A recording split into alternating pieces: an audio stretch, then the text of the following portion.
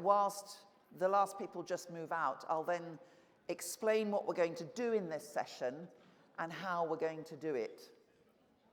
And I think we're probably there now. So welcome to the initial consultation session on the revision to the Stuttgart Declaration, which was written in 1976 and has not been updated since then, of the values.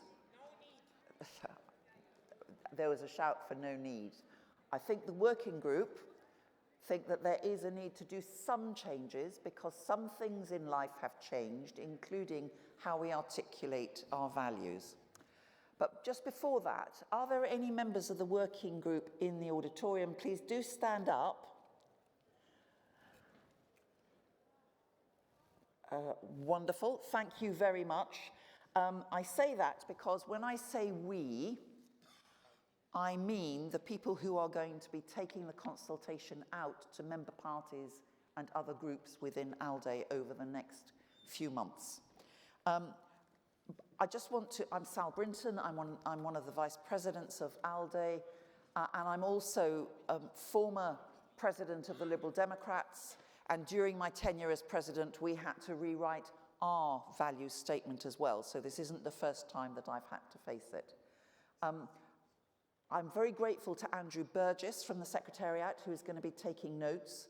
So if you ask a difficult and complex question, please do not worry that I haven't written the details down. Andrew has got it. But before that, I just want to say, I think when this was planned, I hadn't understood that we were going to all have to move to a completely different room for those of us who are on council. So we will finish by 10:02 at the very latest, so that we can effect a smooth transfer and get a seat for council for those of us going on to that. I just want to start by commenting on the excellent fireside chat that we've just had. I loved that the women came on to ABBA.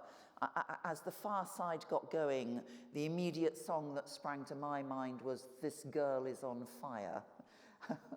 And they all three of them were. I thought Margaret and Vera just show their expertise in their current roles, and Svenja could do a role as a chat show host at any time.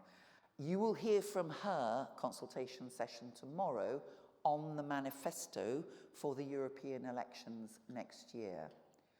The reason they've been separated out was discussed and debated at Bratislava, and we agreed that as ALDE is a European party, not just a party for the EU, the values that the member parties sign up to need to be broader than could be in just the manifesto for the European parliamentary elections.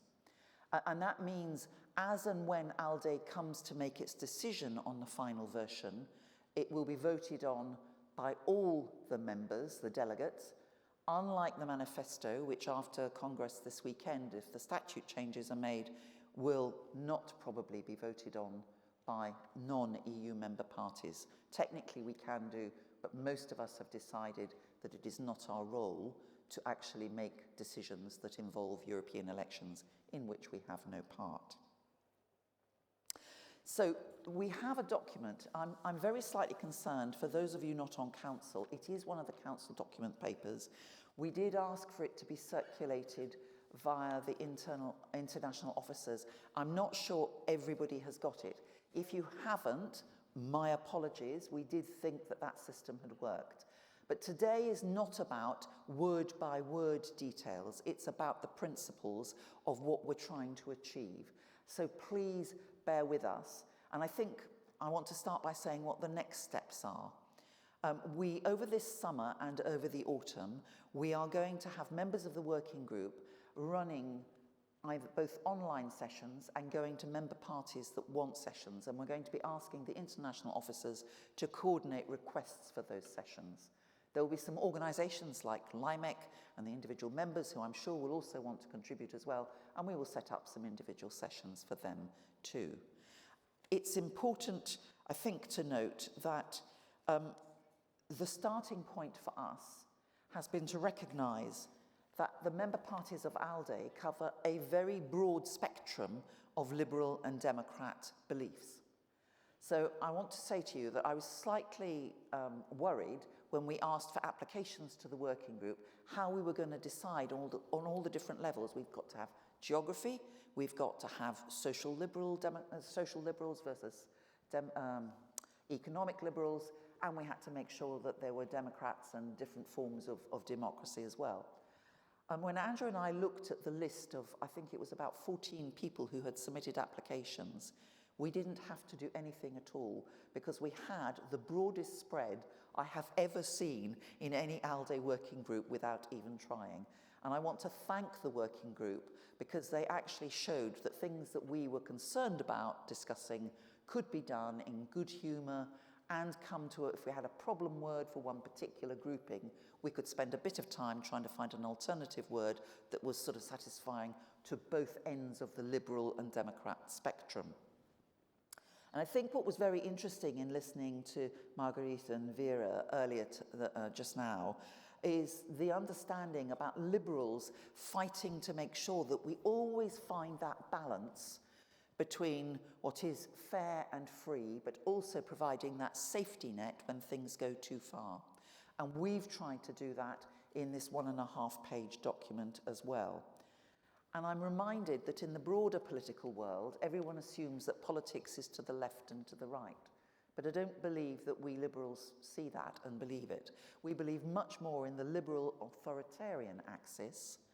And I think this document is trying to find that role. So what is it that is in this document that Conservative and Socialist colleagues would go, oh, we wouldn't do it like that. That's not quite what we really stand for.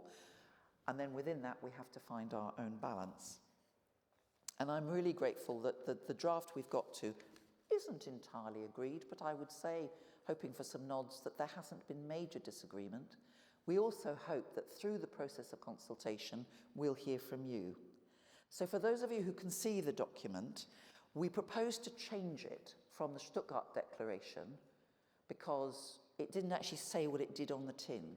So in future, we propose to call this the ALDE Charter of Values. And when it's updated, it will say adopted in place and year. That isn't to denigrate what was in the 1976 declaration, which is extraordinarily good, but it was serving a different purpose. It has bits of policy in there that would be treading on the toes of the manifesto working group. And we really are trying in this to focus on the values. So we start and we end with two broad statements about what we think Liberal parties should be doing. And the opening one says that we want... Yes, thank you very much. If you could just let me finish this introduction and then we'll take comments.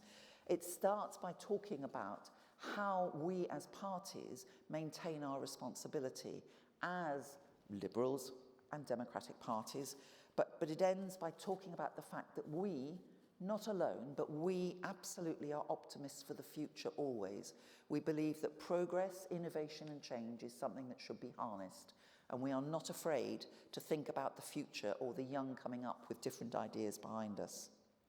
It then goes on to look at the role of the individual, because I think that is something that Liberals and Democrats believe very strongly. And certainly for those of us who come from a strong liberal heritage, the idea that power should be at the lowest level possible is very, very important. For us in the working group, that then meant quite a detailed debate about what is the role of the state? Is the state there as an enabler for the individual? Or is it actually trying to do some other things as well? For example, looking at inequalities and making sure that that's addressed. And we hope that what you see in the draft here is beginning to get to some understanding of finding that balance. We've got 2 or 3 paragraphs about the role of the individual and what we aspire for them. But we believe that any state should govern through their power in the trust and confidence of the citizens through free and fair elections. And in the current climate, that is becoming very, very important. We go on to talk about the role of the state, equality of opportunities rather than equality purely of outcomes. And we talk then about intergenerational issues and the next generation. And we use a phrase about having an obligation to be good ancestors. Initially, when we discussed this, we thought about this in the context of the environment and climate change. But the more we discussed it, we actually realized it was about the values that the young have, which may differ from the older generation, which I'm not quite 70, but I'm approaching that way. We have to start to listen to the young and ensure that intergenerational aspiration is involved at all stages. We also go on to talk a bit about Europe, not the EU, Europe, and how we should be leading by example through innovation. And we heard much of discussion in the last session about where are the boundaries of artificial intelligence and the use of the digital world. And then we talk a bit about globalization, and the language here is also sensitive. Some of our member parties are slightly concerned about globalization and the power of it. Some are not such free traders as others, but nonetheless, I think all of our member parties would say that we are not insular, inward-looking, and ignoring the world outside us. And then finally, we talk about innovation. We talk about research, and we talk about the future. And then we finish with this statement about optimism, reformers, progress always aiming to give greater freedoms to the individual. So that's the thumbnail sketch of it. I'm happy to take questions. Can I start by saying it would be helpful if we start with questions on the draft itself, and then I'll leave some time to come back with questions on process. I think that's probably the right way to do it. Rudy, I've seen you. If we can have a microphone, if there's someone dashing. I'm pointing at Rudy here. Thank you, Rudy.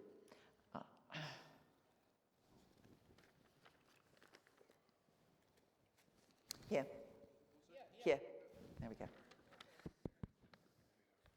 Yes, hello. I'm Rudolf Renscher from German Liberals, Rudi for short. I think in this conference there are only two people which have been in Stuttgart, myself and Manfred Eisenbach, and I have never been as consulted. I think Manfred Eisenbach also not.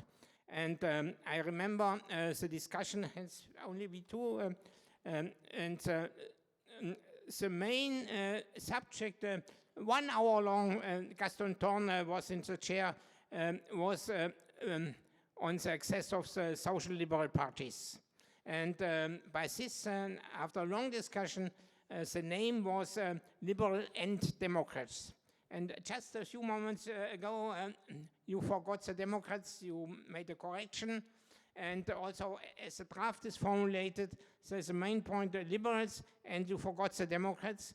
This makes difficult the access for also further social liberal parties to join, and will also make it difficult, for instance, for the Renew Party, is the Macron Party to join, since they like not very much the term liberals and also the Portuguese. There's too much. It should be better formulated as in Stuttgart, liberals and Democrats. I have to go out since I have an hour meeting of our own delegation for the council. Thank you a lot to give me the possibility to speak. Right, thank you. And I'll respond, or did you want to respond to Rudy? Yeah, okay. Ines from Leimek. I also helped with the working group. And while I do really respect the work that has been done 50 years ago, I do think that as ALDE, we also need to look to the future. We are liberals who embrace innovation. We do recognize that the world has changed, Europe has changed, and it's super important that we also adapt the language, especially. It's not the values itself that change, but it's the language, it's the focus we put. And I'm really, really thankful and glad that the intergenerational aspect is now in there, because this was really something that was missing. And it's not just climate, it's all the things we want to have for the future.